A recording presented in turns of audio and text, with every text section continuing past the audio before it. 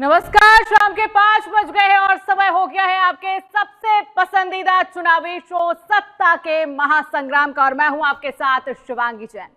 आज सत्ता के महासंग्राम में हम बात करेंगे दिल्ली विधानसभा चुनाव के सरगर्मियों की, जहां हर रोज चुनावी पारा चढ़ता ही जा रहा है। आज फिर बांग्लादेशी और रोहिंग्या घुसपैठियों पर एक्शन शुरू हो गया है और इससे पहले एलजी ने भी अवैध घुसपैठियों को पहचान कर निकालने का आदेश दिया था। इसके अलावा आज केजरीवाल पर शराब घोटाले से भी जुड़ी एक बड़ी खबर सामने आई है कि केजरीवाल पर अब ईडी को केस चलाने की एलजी ने मंजूरी दे दी है। तो सबसे पहले बात कर लेते हैं एमसीडी के आदेश। दरअसल एमसीडी ने सभी स्कूलों और स्वास्थ्य विभाग को नोटिस जारी करते हुए कहा है कि अब से प्रवासी और अवैध बांग्लादेशी या रोहिंग्या के बच्चों को जन्म प्रमाण पत्र नहीं बनेगा और जो बन गया है उसका सत्यापन कराकर उसे निरस्त किया जाए और अगर किसी बांग्लादेशी या प्रवासियों ने अवैध निर्माण कर लिया है तो उसे गिराया जाए। फैसला चुनाव से कुछ दिन पहले आया है। आपको बता दें कि इससे पहले दिल्ली के एलजी ने पुलिस प्रशासन को एक घुसपैठिए को चुन चुन कर पहचान करने और निकालने का आदेश दे चुके हैं। एमसीडी ने तो यहां तक कह दिया है कि 31 दिसंबर तक कार्रवाई की रिपोर्ट दे। हमारे संवाददाता संगीता झा और सृजन शुक्ला ने दिल्ली के इंडिया गेट पर दिल्ली चुनाव को लेकर खास बातचीत की है। दिल्ली चुनाव को लेकर दिल्ली की जनता का क्या कहना है, आइए आपको दिखाते हैं।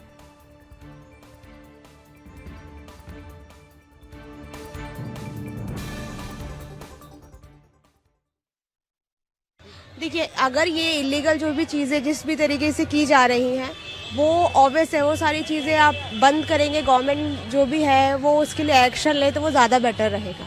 वैसे गवर्नमेंट जो भी गवर्नमेंट कर रही है वो हमारे मतलब भले के लिए कर रही है, हित के लिए कर रही है। तो अगर ऐसी कोई चीज़ें इलीगली तरीके से की जा रही हैं तो उनके लिए जो भी नोटिस जो भी चीज़ें करनी आगे मतलब होनी चाहिए वो गवर्नमेंट करेगी, तो हम उनके समर्थन में ही हैं। हम तो कहेंगे हमारा भारत हिंदू राष्ट्र होना चाहिए ताकि हम हिंदू सुरक्षित रहें। कहीं ना कहीं नुकसान है, इसलिए हम चाहते हैं कि इस पर कानूनी कार्रवाई अच्छी पड़ता है जी मैडम। जैसे हमारे यहाँ पर एमसीडी है, पब्लिक प्लेस है, यहाँ वेंडर है, यहाँ जैसे हम लग रहे हैं तो यहाँ भीड़ इकट्ठी है और इसमें घुसपैठिए आके कुछ भी कर सकते हैं। इनके वजह से लगता है कि वेंडरों की वजह से जो पब्लिक इकट्ठा होती है उसमें फिर भगाया जाता है, हटाया जाता है, उसमें हमारे नुकसान है एक तरीके से।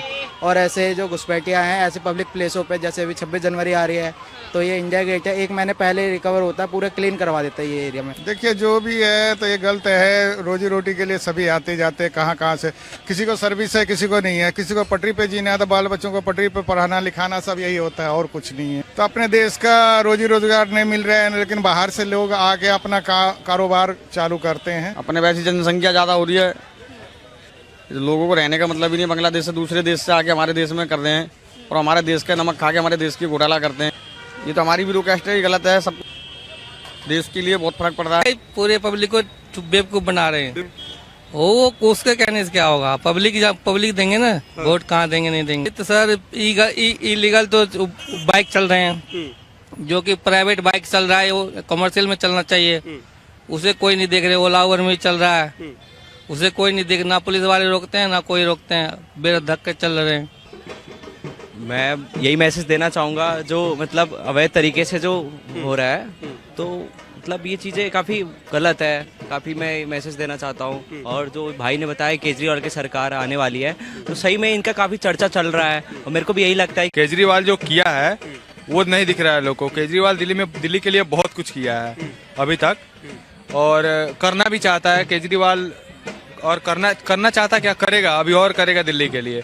और अभी भी केजरीवाल का सपोर्टर दिल्ली में है, वो काफी लोग सपोर्टर है। जो अब उनके मान लिए कुछ लोग जो है अब हर लोगों का दुश्मन होता है।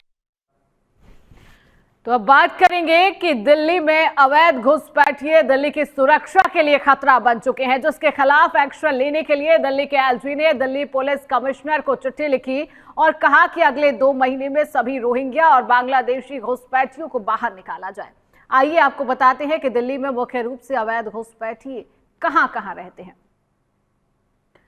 तो अवैध घुसपैठियों का ठिकाना दिल्ली बन चुके हैं, जिनकी तस्वीरें लगातार टीवी स्क्रीन पर ग्राफिक्स के जरिए हम बता रही हैं। ये वो जगह है, पुलिस सूत्रों के मुताबिक इन जगहों पर घुसपैठियों का अड्डा बना हुआ है। घुसपैठियों का अड्डा यमुना बाजार लोहे के पुल के आसपास बनी झुग्गी बस्तियां बवाना, जहांगीरपुरी, सीमापुरी, अलीगांव, दया बस्ती, सराय रोहिल्या, यमुना पूछताछ शशि गार्डन, सोनिया कैंप संजय बस्ती, सोनिया बिहार खजूरी खास, शकरपुर, केशवपुरम, सीमापुरी रेलवे लाइन, ये वो नाम है जो हम आप तक पहुंचा रही है। विकासपुरी, नजफगढ़, वलसबा डेयरी और जेजे कॉलोनी, प्रेमनगर, केशवपुरम, कालिंदी कुंज के श्रम विहार अवैध घुसपैठियों का ठिकाना है। ये दिल्ली का वो इलाका, ये दिल्ली की वो जगह जहां पर अवैध घुसपैठियों का ठिकाना बताया जा रहा है।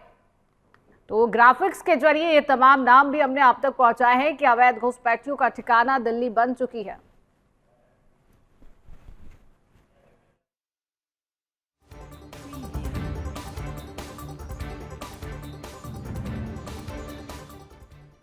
दिल्ली में रोहिंग्या और बांग्लादेशी घुसपैठियों की आबादी 2 दशक में इतनी तेजी से बढ़ी है कि ये सुरक्षा के साथ ही समाज के लिए भी अब बड़ा खतरा हो गए हैं। इससे दिल्ली के कुछ क्षेत्रों की जनसांख्यिकी भी तेजी से बदलाव आया है। दिल्ली में यदि उन्हें चिन्हित कर धरपकड़ कर उनके देश वापस भेजा जाए तो यमुना खादर क्षेत्र का एक बड़ा हिस्सा खाली हो जाएगा, झुग्गी बस्ती काफी कम हो जाएगी और अपराध के ग्राफ में भी गिरावट आएगी। लेकिन राजनीतिक शहवाशरण से दिल्ली समेत देश के भविष्य को दांव पर लगाया जा रहा है। आपको बता दें कि 2003 में तत्कालीन पुलिस आयुक्त अजय राज शर्मा ने हर जिले में एक बांग्लादेशी सेल का गठन करवाया था। बांग्लादेशी सेल उन दिनों खूब सक्रिय था, लेकिन समय के साथ धीरे धीरे सेल भी काम करना बंद कर दिया। आइए आपको बताते हैं कि दिल्ली दंगों में भी इनकी संलिप्तता कैसे थी। तो 2003 में बांग्लादेशी सेल द्वारा 50,000 घुसपैठियों को पकड़ा गया था। कुछ वर्षों से यह सेल भी बंद बताई जा रही है। पिछले कुछ वर्षों से यह सेल बंद है। घुसपैठियों की संख्या और अपराध में उनकी संलिप्तता लगातार बढ़ती चली गई है। ये घुसपैठिए अब दिल्ली के साथ देश में सांप्रदायिक दंगों में भी ये मुख्य आरोपी हैं। ये घुसपैठिए दिल्ली के साथ देश में सांप्रदायिक दंगों में भी ये मुख्य आरोपी हैं। 2020 की अगर बात करें तो 2020 में उत्तर पूर्वी दिल्ली में हुई हिंसा में इनका हाथ था। 2022 की बात करें तो 2022 में जहांगीरपुरी में हुई हिंसा में भी घुसपैठियों की संलिप्तता मिली थी। तो दिल्ली दंगों में भी घुसपैठियों का हाथ रहा है। 2022 में भी जहांगीरपुरी में हिंसा में भी घुसपैठियों की संलिप्तता थी। 2003 में 50,000 घुसपैठियों को बांग्लादेशी सेल द्वारा पकड़ा गया। पिछले कुछ वर्षों से यह सेल भी बंद है। लगातार जानकारी आप तक पहुंचा रहे हैं कि किस तरीके से दिल्ली में जो दंगे हुए उसमें घुसपैठियों का हाथ रहा है। घुसपैठियों की संख्या और अपराध में उनकी संलिप्तता लगातार हमने देखा है कि लगातार उनकी संलिप्तता बढ़ती चली गई। ये घुसपैठिए दिल्ली के साथ देश में सांप्रदायिक दंगों में भी ये मुख्य आरोपी हैं और 2020 में उत्तर पूर्वी दिल्ली में हुई हिंसा में इनका हाथ था।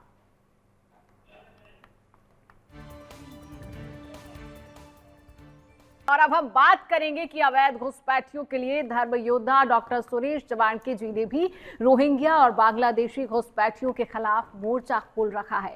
उन्होंने जनता एनआरसी की शुरुआत महाराष्ट्र की भूमि से किया, जिसे सभी राज्यों में लागू किया जाना चाहिए ताकि एक एक घुसपैठियों को चुन चुनकर देश से बाहर का रास्ता दिखाया जा सके।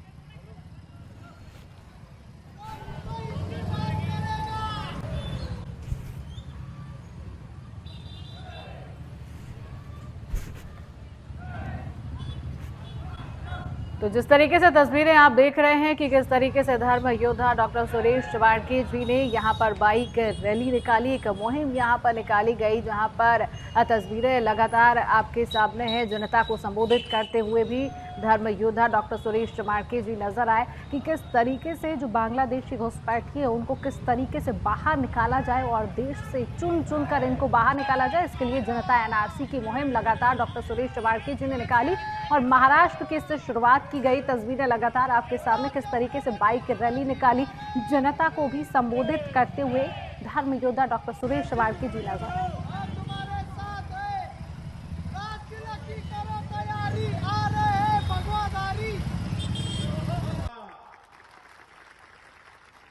आम्ही भाजपाला सत्तेत आणण्यासाठी नाही आलो आम्ही म्हणलं की अजान कधी दिला जातो, मग तुम्ही त्याच्यावर बोलत का नाही?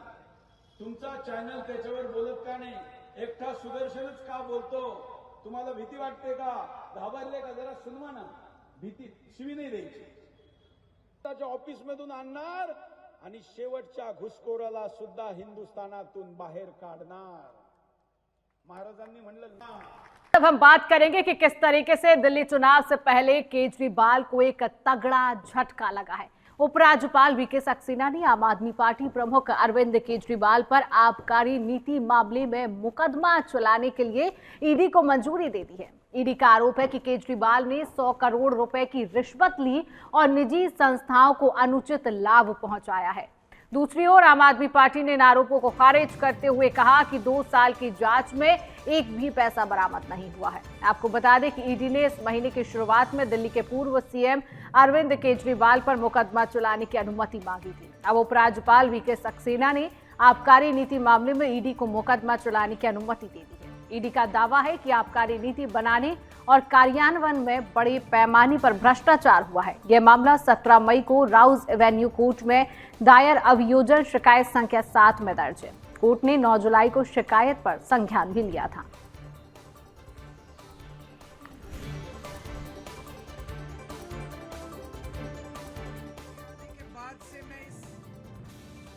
योजना को लागू कर, लेकिन देखिए, एक बात तो स्पष्ट है कि शराब घोटाले में अरविंद केजरीवाल ने दलाली और कमीशन खाई है और वो शराब घोटाले के मुख्य अभियुक्त हैं, किंग पिन है और पूरी दिल्ली को लूटने का काम उन्होंने शराब घोटाले के माध्यम से किया है। तो ये तो हम पहले दिन से कह रहे हैं कि जमानत पे छूटना अपराध मुक्त होना नहीं होता और जैसे जैसे इस जांच का दायरा आगे बढ़ेगा अरविंद केजरीवाल निस्संदेह इसमें अपराधी हैं और उनको सजा मिलेगी। देखिए, ये एक झूठी और बेबुनियाद खबर सुबह से चल रही है। मुझे नहीं मालूम कि इसका सोर्स क्या है। अगर दिल्ली के एलजी वीके सक्सेना जी ने किसी प्रकार का कोई मंजूरी का पत्र दिया है तो मैं कह रहा हूं उसको दिखाइए, सार्वजनिक कीजिए। कहां है वो मंजूरी का पत्र? ईडी को मुकदमा चलाने की कोई मंजूरी अगर उन्होंने दी है तो उसका पत्र दिखाइए ना। तो ऐसी बेबुनियाद खबरें चलाने के पहले मेरे ख्याल से तथ्य और प्रमाण होना जरूरी है।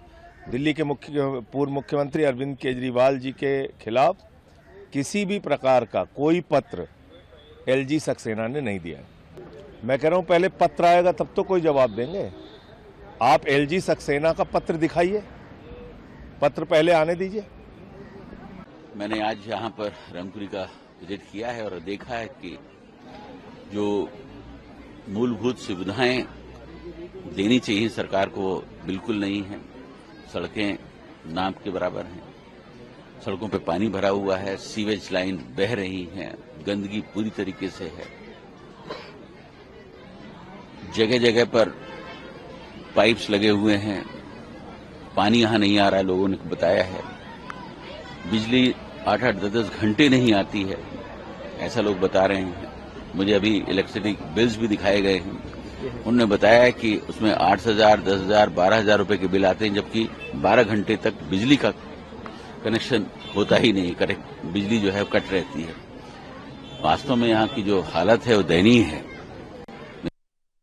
कैसे इनकी समस्या को जो है आप सबके सामने बयान करूं। मैंने आज जो हमारे सभी संबंधित अधिकारी हैं उनको बोला है कि वो जो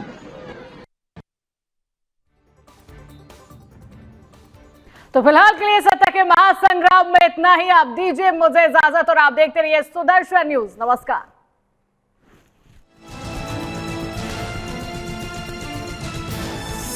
आप देख रहे हैं सुदर्शन न्यूज।